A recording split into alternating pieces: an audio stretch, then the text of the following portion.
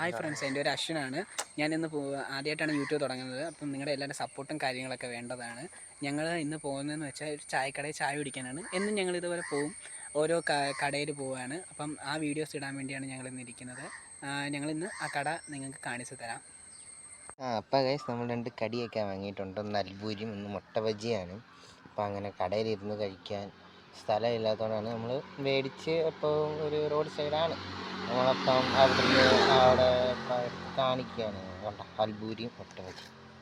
അപ്പം എങ്ങനെയുണ്ട് ഗൈസ്? അപ്പം ഇന്നത്തെ വീഡിയോ അതേണ്ട ഗായ്സ്, സൂപ്പർ മുട്ട ബജ്ജിയാണ്.